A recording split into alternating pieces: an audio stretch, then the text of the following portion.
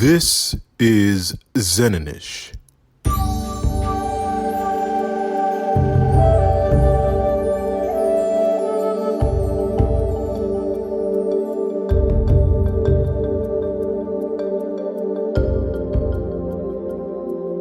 Hello. So today we have a wonderful panel with us. I'm Dr. Kiki, and we're going to be talking about when we cannot go outside, how we can go inside. And so today we'll be talking about the current pandemic that we're all facing right now, and ways to kind of deal with this and move through this time that's pretty much international. We're all kind of dealing with it on some level. So today we have with us this excellent panel. We have Andrea Vazone, and Andrea is a yoga teacher. She is a studio manager with B Yoga in Charlotte, North Carolina, and her yoga instruction is for children and adults. So welcome, Andrea. It's nice to have you. Thank you. Thanks for having me. All right. And then next we have Dr. Ann Safi-Biasetti, and she's a transpersonal psychologist, somatic psychotherapist, and yoga therapist in practice in Saratoga Springs, New York. She specializes in eating disorders, body image issues, and teaching and training in embodiment. So welcome, Ann. It's so nice to see you. Thank you. Thank you for having me on. And we have Ms. Almeda Pitts. And Ms. Pitts is MSW and LSWAIC. And she, her, they is a clinical social worker, social impact entrepreneur, and an author. She is the founder and principal consultant at Ateemla Consulting. Their area of expertise centers on trauma-informed care, mindfulness-based and somatic stress reduction, workplace and leadership wellness via diversity, equity, and belonging. So welcome, Ms. Pitts. It's great to have you. Thank y'all so much for having me here. Appreciate it. Wonderful. Okay, so let's jump right in. We are looking at a pandemic happening here, and COVID-19, where we hear all kinds of things about it, what it is, what it isn't, how we should deal with it. But those things sometimes get trapped inside, and we don't know quite how to deal with them. So I wonder if you could talk a little bit about the different ways that you are seeing it manifest within your clients. And we'll start with you, Ms. Pitts. Yes, so as we know that this is definitely a pandemic, starting off in a place where we thought maybe it would just be something that would transition over time, but this is really affecting our entire world. And the thing that we are acknowledging, I'm acknowledging within practices, my practice, as well as in medical social work, is my clients are experiencing high anxiety to the place where they are feeling a bit overwhelmed of even what to do, daily tasks, in the space where it's happening, where they're feeling somatic areas, where in their bodies they may be confusing the aspect of maybe I'm having symptoms of COVID when it's really anxiety, really having the tightness in their chest, which is really important to acknowledge, and helping them to really feel those things and feel those symptoms, but then also to know like when is there a difference? But then most of all, how can we anchor them through mindfulness, through activities that helps them to be aware that, yes, we know that our country and our world is in crisis, but how do we, our bodies right now in this moment, how do we not become in crisis when we can look around and without having a ableist connotation, just being able to state that we can sense, okay, how can I calm myself down? How can I be in what I can be responsible for? So that's what I'm seeing, a lot of high anxiety within my clients right now. Okay. And Ms. Vazone, are you seeing the same types of things? Yes, well, we were one of the first studios in Charlotte to close temporarily. So I thought that was a really responsible choice of the owner, because a lot of people waited until they were forced to close. So she chose the health of the community over the business at that time. And so we've been seeing a lot of people mourning, the loss of just seeing their friends and their communities. So we've tried to quickly put all the classes online. So people who have never filmed themselves before are creating their own little home studios and using Zoom as a platform to quickly get those classes online. And we've seen a lot of people attend those, even though there are other ways to see teachers. It's been really nice because our clients really want to see their own people that they've had a bond with all these years. And then you can also begin the class by having a chat, and you can see your friends that you're normally at the studio with every day, especially for older people who that's one of their main times that they get out and see people, and who are more isolated and might not have other people around them, or small children and things like that, or even a spouse. So that's what we've been seeing the most of, is the people who are sad about losing connection, and just people who are upset that all their plans are canceled. And I think that having these classes online has at least provided a way for people to stay connected within our community and to try to support the studio, and also to try to keep it alive and in business after this whole crisis is over. Yes, yeah. And Dr. Safi Biasetti, are you seeing some of the same things? Yes, I am. As Almeida was saying, that, I'm also seeing the high anxiety levels for sure. It's interesting. I was seeing initially, which I think happens for everyone when there is something like this that comes at us so quickly, and loads of information, all this overload of information. Initially, I was finding that people were going one way or the other. They were either shutting down, which is typical of like a trauma response, right, to all of this, either shutting down or getting extremely anxious. And those were the folks initially that were running to the store and hoarding everything and everything else.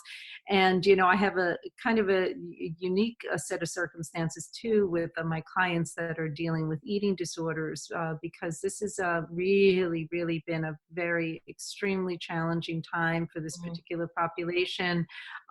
Number one, because of the food scarcity that's been, happening in the stores. I myself walked into a supermarket and saw the shelves empty, and I stood back for a moment saying, my goodness. And I had the thought in my mind, like, I have all my kids home from college and everything, and I had the thought in my mind, like, wow, am I, what's happening here? Am I going to be able to feed them? But with someone that has an eating disorder, one way or the other, if someone is restricting, it really feeds into the eating disorder in a big way, saying like, yeah, you see, this is why we don't eat. And if people around them are eating, it's really triggering to them to say, there's no food out there, why are you eating? And, and then for those who have been binging, this food scarcity is tremendously anxiety producing, and is then, many times them leading to old behaviors as ways of comforting this anxiety and fear.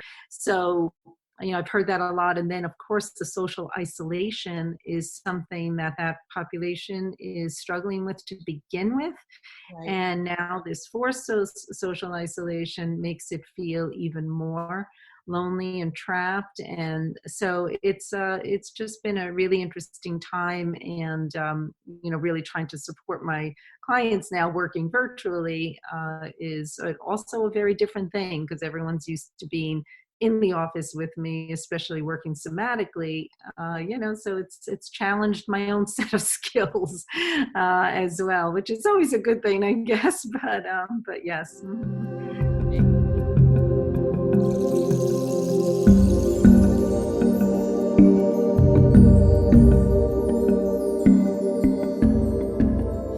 And in talking about, like, the different emotions that arise over the different things that are happening in our world with this particular pandemic, like just talking about, I feel my shoulders tense a bit. And, I think about my own thoughts around what's happening.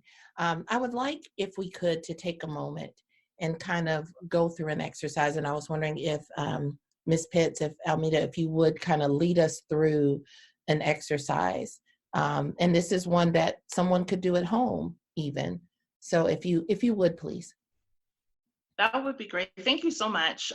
So one of the exercises that I actually like to use is actually what I use in diversity, equity, and belonging trainings as well, which allows people to really just ground themselves.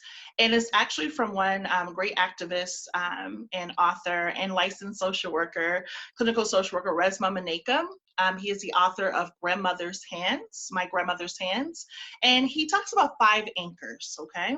And with this 5 anchors, you want to create this space for yourself when you're in building anything when it comes to conflict building or any type of stress, whatever it may be. And right now we're in that space right now of even having this space where we're experiencing stress.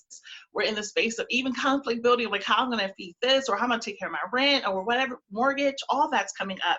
So this is universal. That can go beyond just workplace wellness and race trauma wellness, but it's also the intersectionalities of this as well, because we're seeing that there's levels of that being affected with socioeconomic as well with our current environment. So the first anchor he talks about is being in a place where you can soothe yourself, to quiet your mind, calm your heart, and settle your body, okay? So before we even go through the anchors, I just want us to be in the place right now where we can just adjust our bodies, no judgment at all. Find a place where you feel like you are centered, wherever that may be. Give yourself space to just maybe sit up or relax your spine. Listen to your breath. Your breath is your greatest anchor, okay? And before we go into this process, let's just do one round of deep cleansing breath, okay? So we're gonna do a deep inhale, and then we're gonna drop the breath, okay? So it will sound something like this, and I'm gonna do an inhale, and I'm gonna drop the breath, okay? So let's do that together. Let's just do a big inhale,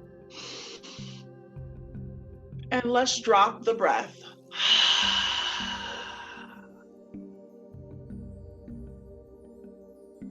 In this exercise, you're just going to follow my voice and listen to my voice.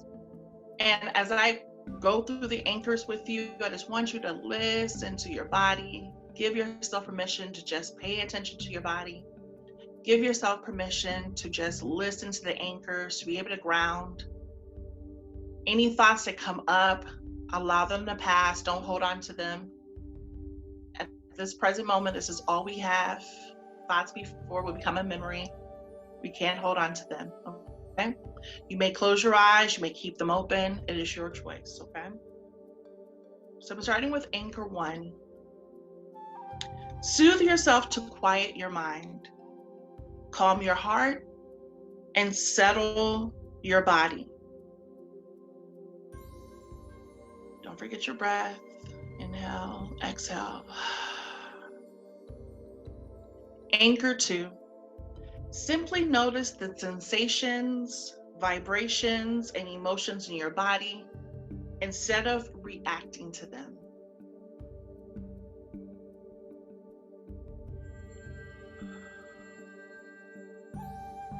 Anchor 3. Accept the discomfort. Accept the discomfort and notice when it changes instead of trying to flee from it.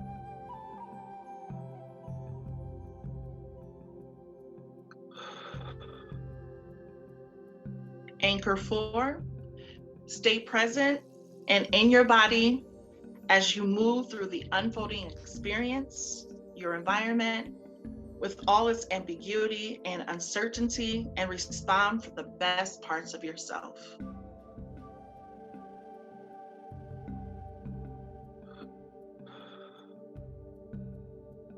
Anchor 5, safely discharge any energy that remains via most forms of exercise, including walking, including stretching, yoga,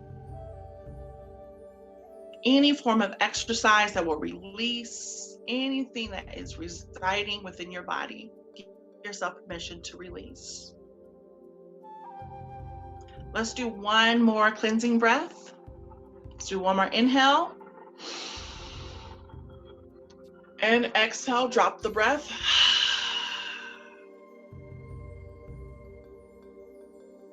And again, these are the 5 anchors. My Grandmother's Hands by Resba Maneka. Please check out his book. It's an amazing, amazing book. But 5 anchors is something that we can practice each moment during this crisis, during this pandemic, is being able to ground ourselves, being able to check in with ourselves, giving ourselves permission to feel the discomfort, and be in a place where we also are finding ways to discharge, to be able to release the stress, release any of the anxiety that is captured within our bodies, or even the micro stories that we're hearing from the news. All of that is very important. Thank you so much. Appreciate it. Thank you. And that's a wonderful segue into kind of the core of what we want to talk about, the fact that, you know, we have all of these emotions and feelings, and you talked about acknowledging them within our body. And I know even for me, sometimes there's that urge to just push through. There's a lot to do. I need to push through. I need to keep going. And so those things just kind of get stuck and they're just in there. And so looking for ways to release these emotions, these feelings, these physical manifestations of what we're feeling. And we're in a time right now where many of us worldwide are told you need to stay inside for good reason, but we're restricted in our movement, or we're told simply you have to stay inside. So in doing that, when we cannot go outside, let's start talking about some of the ways that we can go inside to be able to have that release, as you said, that discharge of these emotions and feelings. We'll start with you, Dr. Safi Biasetti. Mm-hmm. Well, thank you for that, Almeida, because it was really beautiful. I could feel the dropping in right there myself. And one of the things I really loved about it is how permissive it was around feelings and around what we feel in the body. And, that is, to me, is one of the most important things during a time like this. Part of the way we go inside is we have to hold permission for everything that we're feeling, and everything that we're experiencing in our bodies. One of the things that I actually have a newsletter that I write each month, and I just sat down this week. I had extra time, being indoors, and this is what I wrote about, was this piece of, I was looking at my own life. I have 3 seniors stuck at home now with a lot of disappointment and discouragement of all these things stopping suddenly. And then I have a husband who works the front line in the hospital, and he has no protective equipment, And so I all of a sudden noticed all this anxiety in my own body, and I noticed where I was holding it and what have you. But at the same time, here I am, the helper, and taking care of a bunch of people. And what was running through my own mind was, people have it worse, it'll be okay. Sort of the lack of permission of feeling all this. And the more there was the lack of permission, the more the tightness was happening in my low back and my neck and everything else. And it wasn't until, I'm also a yoga teacher, yoga therapist, it wasn't until I got on my mat and, started moving that all of a sudden, the tears came out. And it was in that moment I said, this is it, is that we're so programmed to, of course, in many ways to use gratitude and everything else, which is lovely. But then sometimes we have to be careful because it can bypass and not give us full permission to feel all this stuff that we're feeling, So that I think is just a huge piece. To go in, we need permission to go in first. Absolutely. And when you talk about like having the permission, where does that permission come from? To me, it's a practice of being compassionate, to oneself, like self-compassion and permission, they really go hand in hand. And so, really that permission to be able to still for a while, to be able to do a practice like Almeida just guided us through, to, give yourself that kind of time. That I think in all of our rushing around, where a lot of us are not used to giving ourselves that kind of time, and we don't know what to do with it. It's funny, as a meditator, I was kind of like, oh, yeah, all right, here it is, lots of time. But my family's been going stir crazy, pacing, and they don't know what to do with it. So I do think we have to give ourselves permission to still for a while, to go in. I agree. And I know personally, I'm very much an introvert and I also meditate. So I've found this quarantine to be absolutely wonderful. My mind feels open and I feel productive, all kinds of ideas. But for some, and some of it is just programming over having to keep doing. When you have these moments of silence or you have these moments of stillness, there's a need to fill it and not fill it with self-care, but to fill it with other things. And when you're stuck inside and you don't have those other things like work, or I need to go, pick up the laundry, or I need to, all those types of things, then it's like, what do I do? Mm-hmm.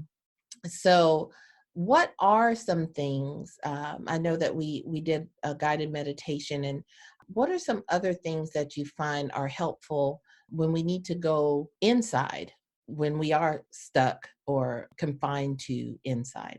Andrea, do you have some thoughts on that? Yeah. So I would say for people who are also have children at their house, and you can also use everything that we've been talking about for children as well. So for our children, I have 3 children who go to a public Montessori school, and they're moving everything online. And after each activity, they suggest, or after several works, they suggest a mindfulness activity. So the child clicks on it.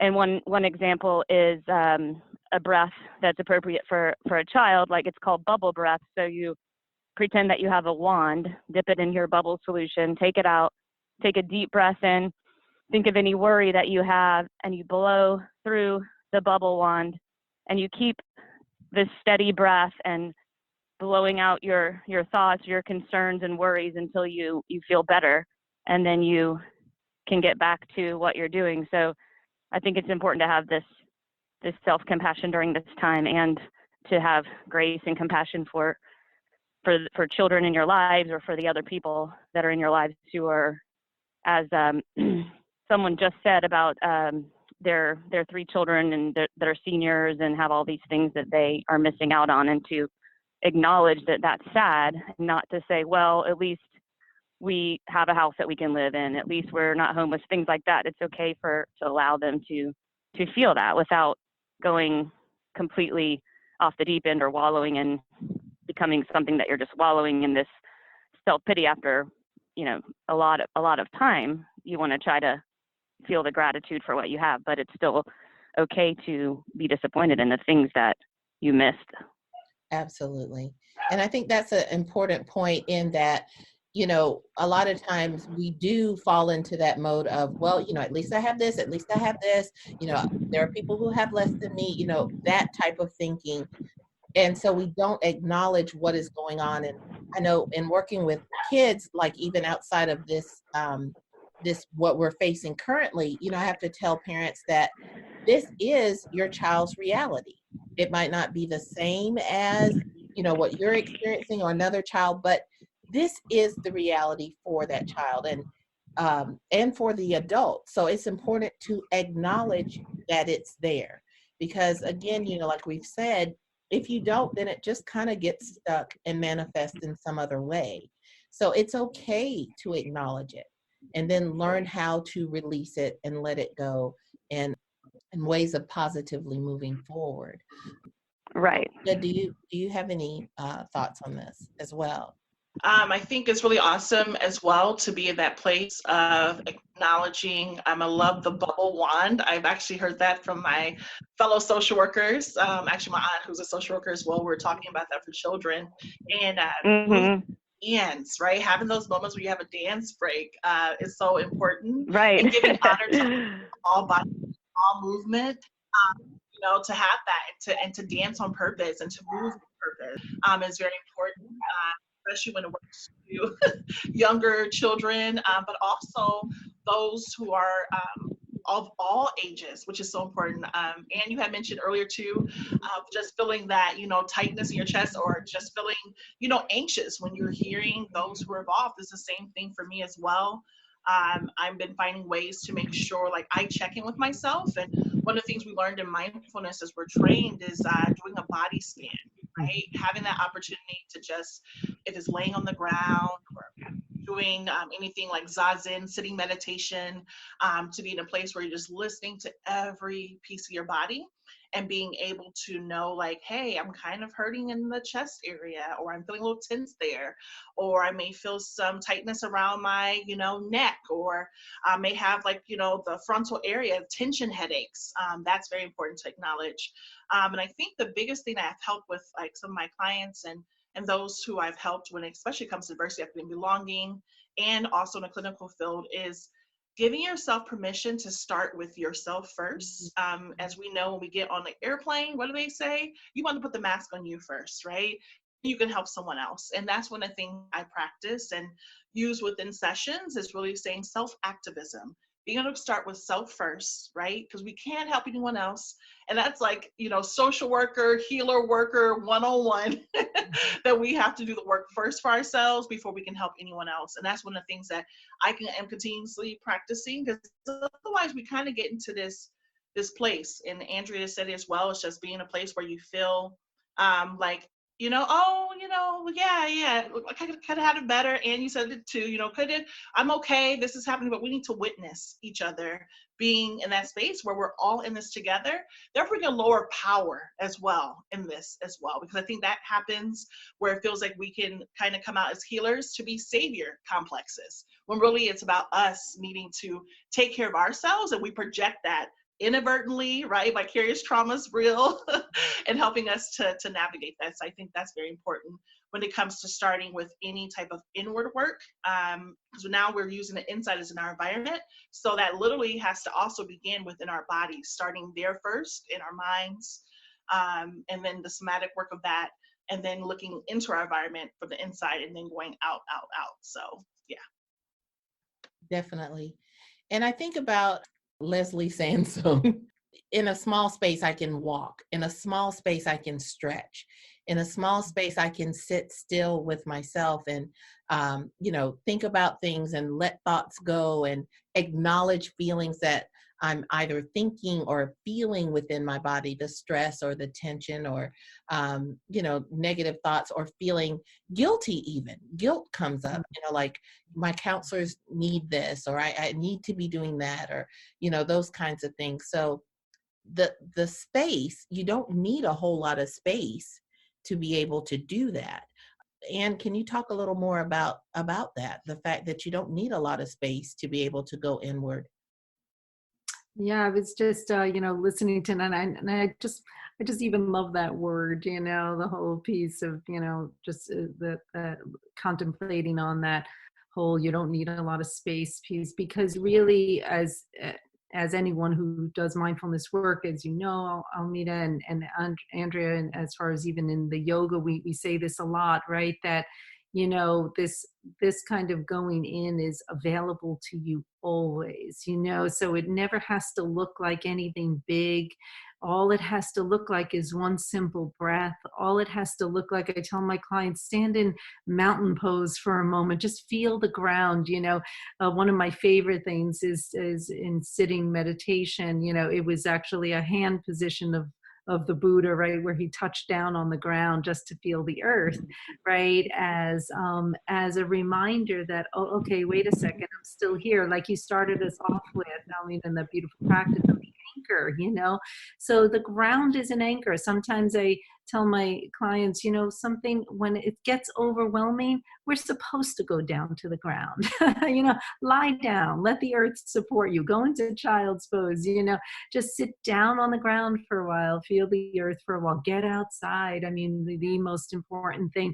I've been loving, I got this beautiful new puppy, and, I've been joking saying, oh, she's my COVID-19 puppy, and she really is. She's been like a rescue to all of us, because it's forced me to get outside more and walking with her and stopping and smelling everything like a puppy will do.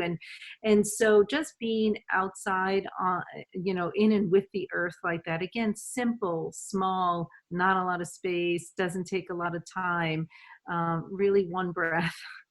And so it doesn't have to be anything big, as we know. Yeah, I think about like this morning, I got my cup of coffee and I went out on the patio and I just sat for a moment in my big frumpy robe and just, looked around and, my dog Max was running all over the place, and then he kind of stopped like, "Oh, you're out here?"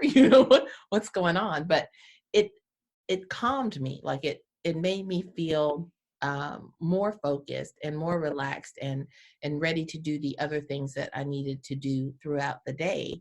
And that's a practice, in the rush of life, moving at the speed of life. Sometimes you forget to do, but waking up like that extra 15 minutes or that extra 20 minutes to just sit and be wherever that is can really make a difference in your world. So, yeah, I agree. Are there any other comments or thoughts that you have on this subject? I know now I am amazed and my heart is full when I think about all the different ways that the global community has come together. And it's like, look, we're in a pandemic right now. Here's some free stuff. Here's just free stuff online as far as music, as far as meditation practices, classes like art classes and cooking classes. And I saw one where a grandmother in Italy is like sharing all these different ways to make pasta, just coming together to find different ways to connect with one another and comfort one another. So are there any final thoughts on this, on ways to go inside during this time when it's not always possible to go outside or go very far outside? Andrea, did you want to weigh in on that? Yeah.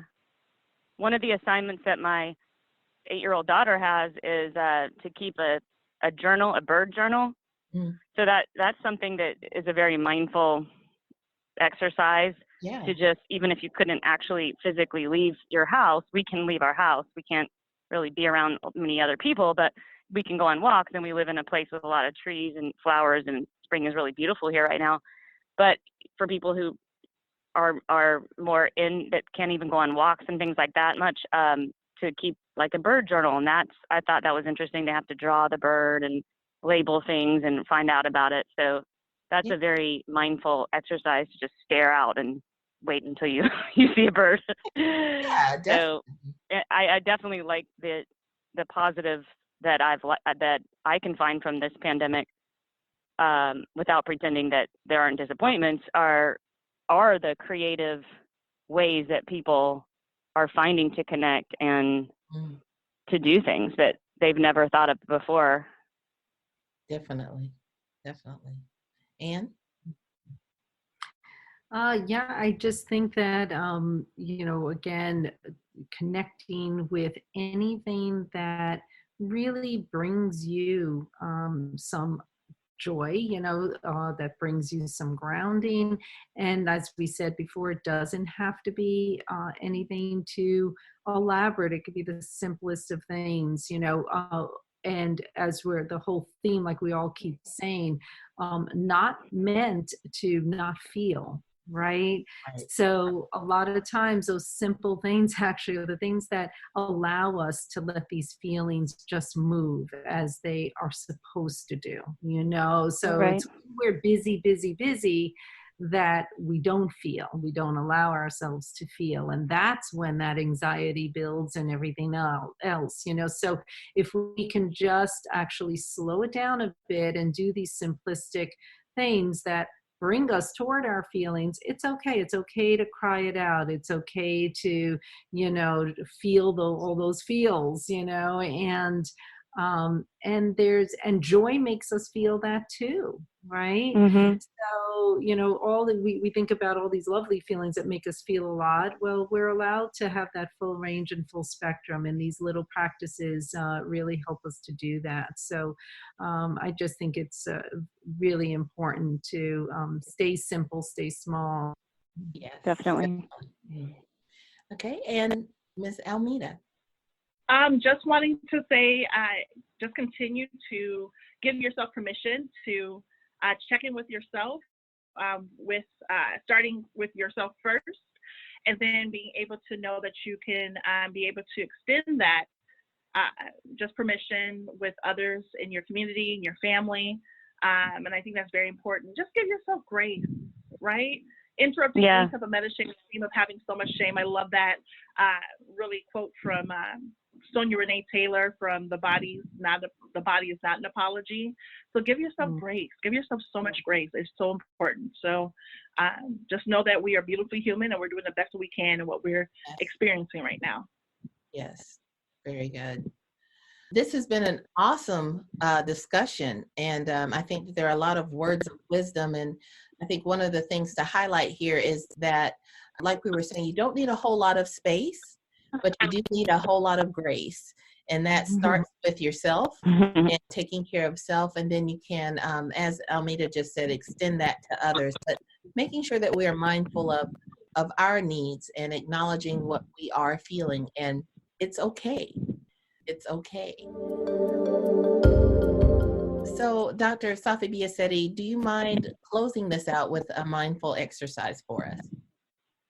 Sure. And, I feel like this one takes all of that we discussed together. I'll just guide us through a little closing meditation that is using the structure of a metta meditation, but incorporating a lot of what we just discussed together into it.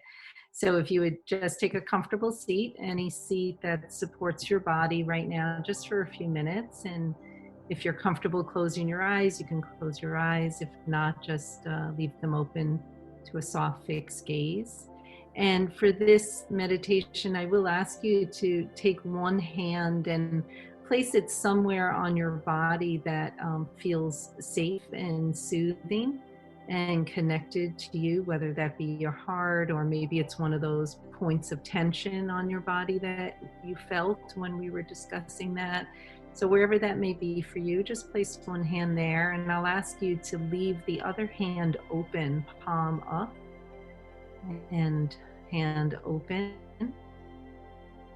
And just take a breath in, inhale, and then gently exhale.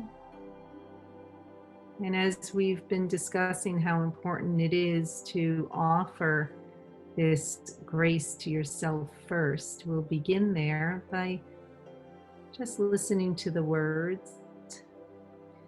May I be safe and protected. May I respect all that I am feeling in body and mind and heart. May I allow myself the time and the space to feel all that I feel, to still for a while, and to take in what I need to take in so that I can give out. May I be safe and protected. May I allow myself to feel all that I feel in body, mind, and heart. May I allow myself to take the time and the space to just still for a while, knowing that the more I can do that, the more I can gather in to give back out.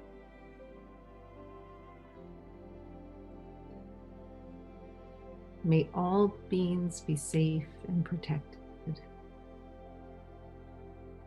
May all beings move through this crisis understanding that we are all connected.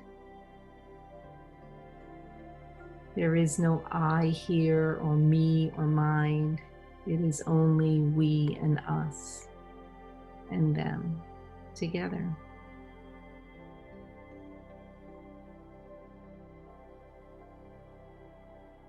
May we all take the time to calm and still so that we can never forget one another again.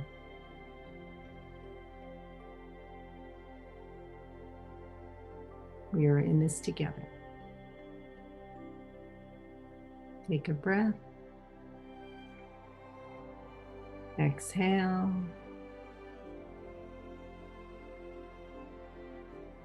And taking your time, coming back to open your eyes as you are ready.